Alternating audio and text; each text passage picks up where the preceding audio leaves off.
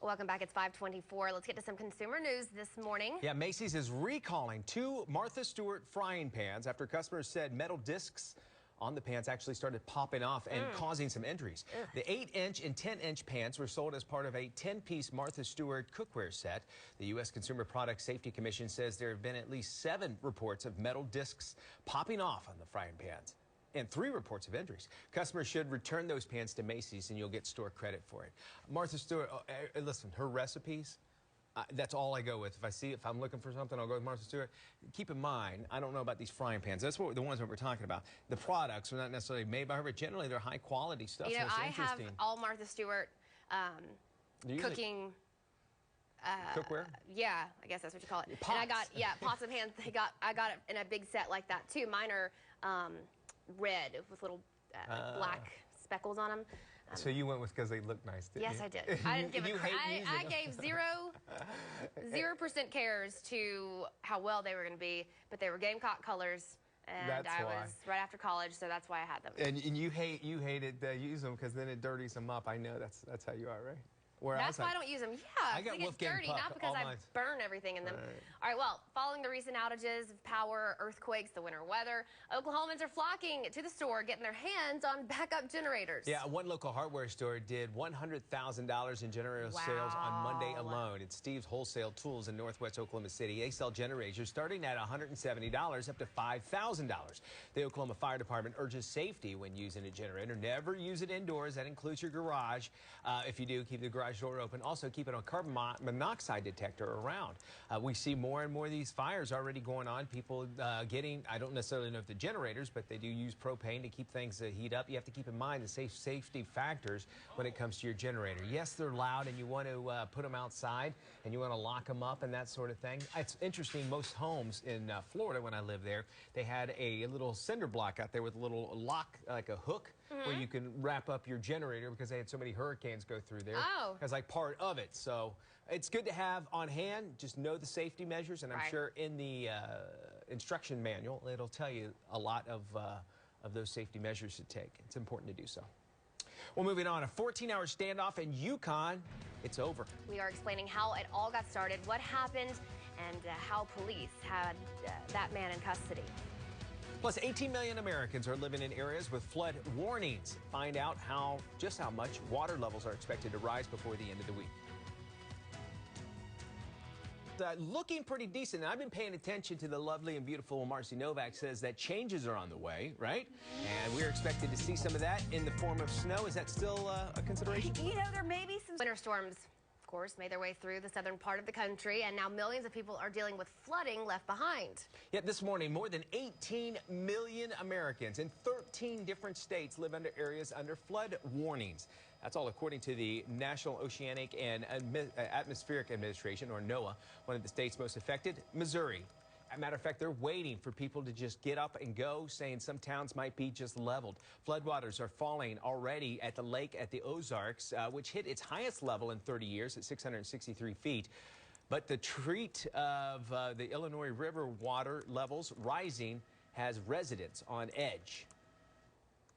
Parts of Arkansas also hit hard by storms this week. Officials say the Arkansas River could reach levels not seen in more than 20 years. 1990, a record-breaking year for the Arkansas River in Little Rock. It reached flows well over 400,000 cubic feet a second and topped 27.5 feet. Well, that river is expected to reach its highest point Thursday or Friday. We will, of course, keep our eyes on all of that.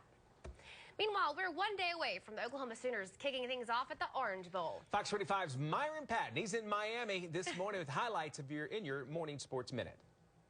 A former TV star now under arrest. Where police found child pornography leading to the arrest of an actor made popular by the show Glee. Plus, how schools are getting involved to keep their students active and teach them the importance of physical activity. It's now 5:41. You're watching Fox 25 Morning News.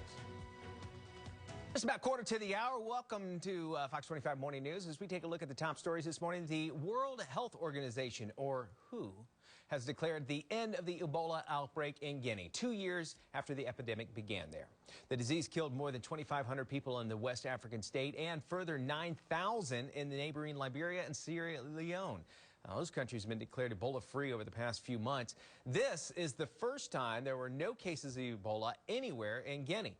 Guineans are expected to celebrate the landmark of the concerts as well as fireworks. Well, back here in the United States, the case of Tamir Rice is far from over. Federal investigators are now reviewing the deadly shooting of 12-year-old Tamir Rice after a grand jury chose not to charge the 2 officers involved in his death. Rice's mother is now suing the city, and federal prosecutors are looking into possible civil rights charges against the 2 officers. Rice was shot by police when they mistook his toy pellet gun as a real gun. This morning, former Glee star Mark Salling has been arrested in Los Angeles for possession of child pornography. The LAPD searched the 33-year-old actor's home Tuesday after being tipped off and reportedly found thousands of images. This isn't the first time Salling has been in trouble with the law. Back in 2013, an ex-girlfriend filed a lawsuit that claimed he committed sexual battery. Well, we know so much of the news these days is negative. So each week we partner with Chideo.com to bring you good news. This week, the Chideo Causewire are taking a look at the importance of physical activity. Well, an act of kindness going viral this morning. Yes, how an Oklahoma City police officer was able to help an elderly woman whose power went off from the winter storms. You'll want to watch this story. It's really, really cool. 9 minutes now to the top of the hour. It's 30 outside. Marcy says our high's not far away from where we're at right now, with some clouds still hanging around. We'll have a complete look at the forecast coming up. We do it every 10 minutes right here on Fox 25. All right, an Oklahoma City police officer's act of kindness going viral this morning. This is a really cool story. Sergeant Wilner Laguerre got a check welfare call late Sunday night to 80-year-old Patricia Ross's Northwest Oklahoma City home. Now, when the power was out, she was all alone in the dark, scared for her life. So Sergeant Laguerre went out and bought her a phone, a flashlight, some candles, and even some matches. He even, get this, he even went and installed the phone and sat down until she felt that she was safe. Miss Ross said, if there's another power outage tonight, that there is no way I'm gonna make it, I'm gonna die. So I kept telling her, no, you're not going to die, you're gonna make it. I can sit and listen to that I accent. can too. That's my favorite accent in the world. Anyway, Laguerre's story was posted on OCPD's Facebook page. It was been liked, get this, more than 80,000 times. It was shared nearly 15,000 times. The officer says he was never expecting any recognition. He was just trying to do his job.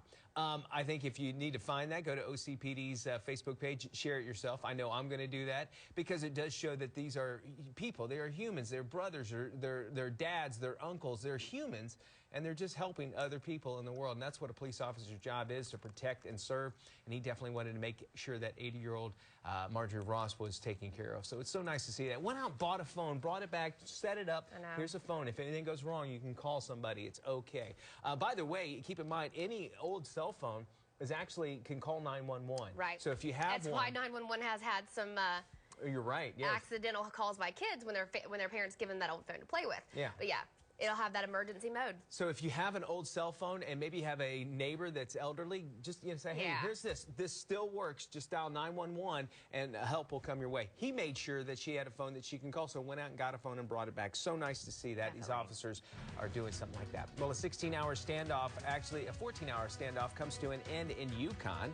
What other troubles the suspect has had in the past when it comes to run-ins with the law? It's 5:57. You're watching the Fox 25 Morning News.